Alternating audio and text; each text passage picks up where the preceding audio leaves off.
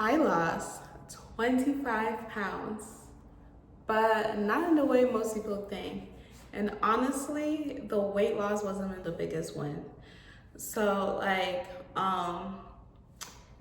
what no one tells you about weight loss is that your body isn't resisting you. It's not purposely trying to not lose the weight. Instead, it's actually trying to protect you. So, if you're someone who has really struggled with weight loss or losing it and keeping it off, or the journey of just taking care of yourself, you feel so much resistance in your body. No matter how much you want the results, you just can't get yourself to move, be consistent. You're forcing motivation, constantly in this tug and pull. Baby, I have been there. I know, I understand. And you know anyways, that's what this video is all about. This is for you. And I'm going to share with you exactly what I was able to do to help not only lose the weight but keep it off, for continue to keep it off. Because if there's one thing I've realized is I used to think weight loss was a destination. Once I get there, I'm just gonna go back to the way I used to eat, doing what I used to do. And I've learned the hard way that no, that is not how it goes. You're going to have to just keep doing this for the rest of your life. If you want to feel good in your body, you're going to have to keep eating healthy. You're going to have to keep moving. So something had to shift, and why is it that for me for so long, whether it was between I was tuggling between 30 pounds and losing it, extra 30 pounds in my body and losing it. And for as long as I remember, I have struggled with maintaining my weight. So sometimes there'll be seasons where if there was something going on, it would be easier for me to lose the weight. Or let's say I traveled to Africa, the food is better there, so naturally the weight will come up. But when I come back to the States, within 1 month, 2 months, I've packed on the weight. So I was always struggling on what can I do to keep off the weight. And I feel like with women, at some point in your life, this is something that you're gonna struggle with, whether you have kids or as we age, our metabolism slows down. So, and for me, it was, regardless of the age, I just was always very watchful of my weight, and it was exhausting, burnt out. I tried everything, the vegan diet, eating as starving myself, I'm not talking intermittent fasting, but literally starving. And none of those were sustainable for me. And so I thought it was also just about having to be disciplined and always eating clean 100% of the time. And yet I will find myself in that same position. And so something that I finally realized was that the reason that I was constantly going back and forth was because I was highly dysregulated. I was stressed, overtly stimulated. And, once I stopped treating my body as a problem to be fixed and was finally able to create safety within my body, that's when everything changed. That's when I could create systems that I enjoyed to help me stay consistent to the point where a lot of my energy capacity is not going towards managing my weight anymore. Wouldn't you like to just let it be? You have systems in your life that you just don't think about it anymore. We have other stuff in our lives to worry about, but for a huge part of my life, my weight was something that consumed me a lot. And because you're gonna have this body till the day you die, there's no one destination. you know, like you're gonna have to keep, no matter what, no matter how you look, skinny or big, you need to feel good inside. So like, why not just create a system that you can follow for the rest of your life, or experiment and figure out what's, you know, what feels aligned with your body, getting to know your body, um, you know, because that's mainly what it is, like really being able to create safety within your body. Because one thing I would tell you about weight loss that a lot of people like neglect is, if your body does not feel safe, that weight is not going nowhere, or it's gonna come back, or you're gonna lose the weight and have that what's it called, body dysmorphia. You know, you're not going to be able to even see like the progress that you are making because you're very much dysregulated. Those are all signs right there that they're dysregulated. So like really, you know, and because of that, when you don't feel safe in your body, you know, consistency begins to feel like a chore, and it's gonna start looking like you're lazy, or you start even shaming yourself. But that, you know, that's not like the reason. It's just that your body just does not trust the process yet.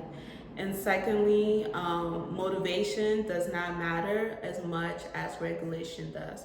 We all know motivation comes and goes, but once you learn to really regulate your body, which for example, like I stopped asking like, how do I force myself to eat this food, versus, you know, how can I make myself feel supportive? And so really deep diving into like understanding more about nutrition and seeing how I could still create meals around the things that I do enjoy, versus just going with what someone is saying, like, oh, this is the best food for this. But like still incorporating, like learning the foundation, like you need protein, fiber, you know, some of the micronutrients. Okay, how can I combine this to create my own nutritious yet delicious meal? And also, like I said, consistency only comes when you're enjoying and not suffering. So creating these systems, like for me, you know, with movement, I like to go dancing. I like to lift. I like to take long walks. So like finding, this is a self-discovery journey. Use weight loss, your weight loss or weight gain, whatever body figure that you want to come into. Use that as a journey to learn more about yourself. Like, what do you genuinely enjoy to do? How do you like to move your body? Because I don't care who you are, what your goals are, you gotta move your body, girl. You have to. And so find ways to really you know, find different activities that you genuinely enjoy doing. And when you do, consistency becomes so much more easier. Like there will be moments like I like lifting, but I'm not like the biggest like lifter. I'll probably go like maybe twice a week, once or twice a week, but I do enjoy dancing, and I would be so sore or have so many other things. But when it's time for my dance class, I will do everything I can to make it, because that's just how much I genuinely enjoy it. And not only is it a good way to stay fit, but the challenge of like trying something new and like failing at it, but then like after a couple of sessions, you know, you see yourself getting better and better. And that's also like the journey of this when it comes to weight loss. Like I said, romanticize the journey, you know. And so like for me, like I said, the most, one of the most practical like foundations is like finding movement that makes sense for you. Especially if you're someone that you're still just starting out, you don't want to shock your system too soon. You know, you want your body to believe that like this can work, and like, you know, you're not forcing it to do something it doesn't want to do. So like start off slow. Like the results will come. the results will always come. But how do you maintain the result is by finding things that actually do work for you. So, you can work out like really, really hard for a few months or even a year. But if you're not genuinely enjoying what you're doing, then it's going to be hard for it to like stick over time.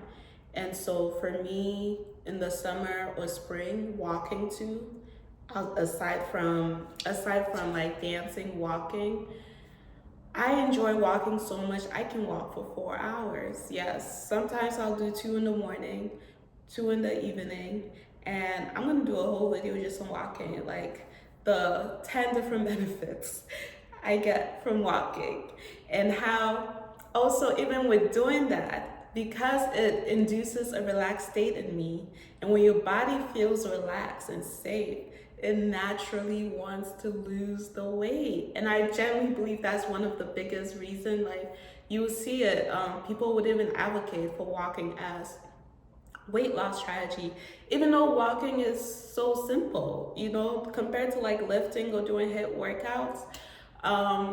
It's a lot easier in my opinion, but yet you can still get like similar results, if not more, in my opinion, just from taking long walks. Okay. And then when it comes to eating, that's, I feel like, the hardest part. So for me, what I did was, I know having a high protein diet, eating real food, whole foods, especially the main difference that I had was eating like more protein. So I was like, oh, I eat a Cameroonian diet for the most part, and a lot of it is whole food. We cook from scratch.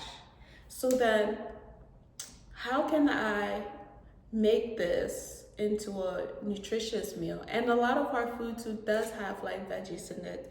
So I tweaked a couple of the seasonings that we use and maintain most of what we already do eat, because even the way we season our food, I mean, I'm gonna record how I cook some of my meals, like chicken. I was like, I enjoy meat. Like, I was told for the longest, meat is not good for you, and now the studies are showing that actually having a high protein diet, especially as a woman, as you get older, is even more critical, because we lose muscle mass faster, especially after we turn 30. So you ain't gotta ask me twice to eat meat. Like, if you don't like enjoy meat, find something else that works for you. But for me, I generally enjoy eating all types of meat, fish, chicken, lamb, you name it. So I was making my rice and stew. I just made sure I had a lot of meat, and I try to buy organic. I try to, even with the types of food and veggies. But even if you can't even, afford that, still like just cater to that. And also, just by cooking your own meals, you're already like doing 50% of the work. Even if it's something that is junk, just by making it yourself from scratch, you remove the preservatives, the additives, the extra gunk that is not supposed to be there. And that's when I learned too, that after taking like a nutrition course, that is not even always about like I'm not advocating to eat unhealthy, but sometimes like a cookie that you buy from the store versus a cookie you make. I'm sorry. Oh, I need some water. Anyways.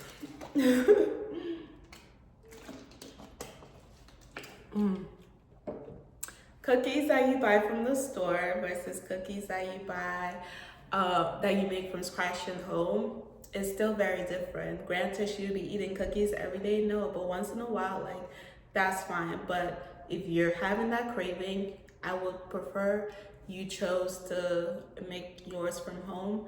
But like I said, nutrition is actually very simple, and like I will show you more and more like how simple it can be, especially if you're prioritizing protein throughout your meal. And once I was able to do that, that was the key difference right there, because I already found movements that work for me, so you don't have to convince me to work out anymore. But food, that's the one thing I struggle with. And once I figure that out, I would say 70% of the time I eat what I'm supposed to eat. And 30% of the time, I don't always eat what I'm supposed to eat, and I don't shame myself for it. And that part too, once you start to create more awareness in your body and safety, you start to even pay more attention to the dialogue, and you see that part of that dialogue in your head, your food dialogue, it's not helping you at all. Like, tell me a time when shaming yourself has ever actually made change, like permanent change in your life.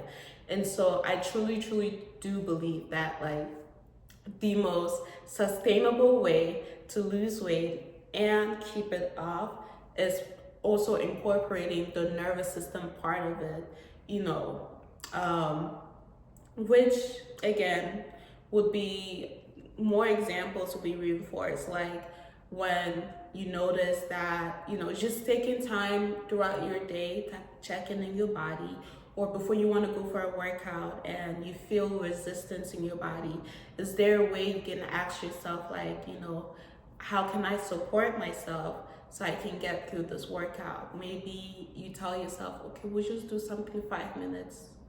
That's it. And then when you do 5 minutes, your body starts to open up for more.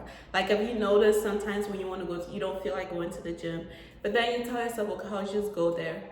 And even if you don't do too much like you normally do, but just by moving your body a little bit, after you're done, your body is so grateful for even doing that. And so finding ways to create space in your body to, you know, feel safe doing those activities versus you fighting, trying to get all those things done.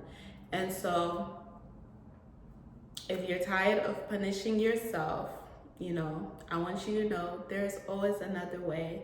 And we are going to, on this journey, is 2026, all that hyper self-criticism, blah, blah, blah, like, we're not doing that anymore.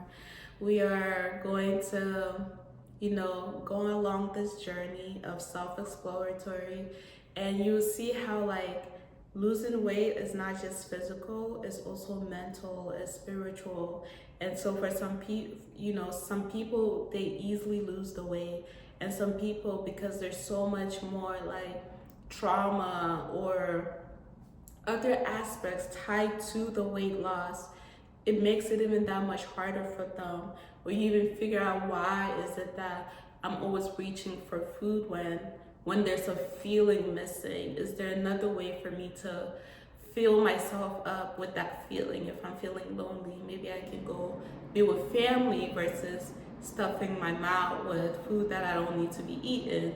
So we're gonna learn the pathways of like that, so you catch it in real time and you're able to change the pathways of what you do, your regular way of being, you know, when you're feeling dysregulated, what you normally do, you can change the pathway of what you can do now. And that to me is how you create permanent change that lasts, you know, for the rest of your life. Because like I said, we're on this journey together. Life will happen. As women, you could get pregnant, or your metabolism just naturally slows down, so, or menopause, and in each state, you learn to work with your body and not fight your body, not punish your body. Your body is doing everything it can to support you, and sometimes it's not in the most attractive way, because it's like, come on, out of all the ways you could have figured out to protect me, you're holding on to fat that I don't need. So anyways, it's like I said, it's the new year, and I'm excited to go on this journey with you guys to teach you all the ways that I'm continuing to eat to continue to maintain a healthy body weight. And, you know, follow along if you want, if this resonates with you. Subscribe. If you have any questions, leave them in the comments section, or any videos you want to see from me, because I know sometimes, anyways, I'm gonna end there. But yes, drop down any comments you have, or if you learned something that was helpful in this video, and I will see you guys in the next video.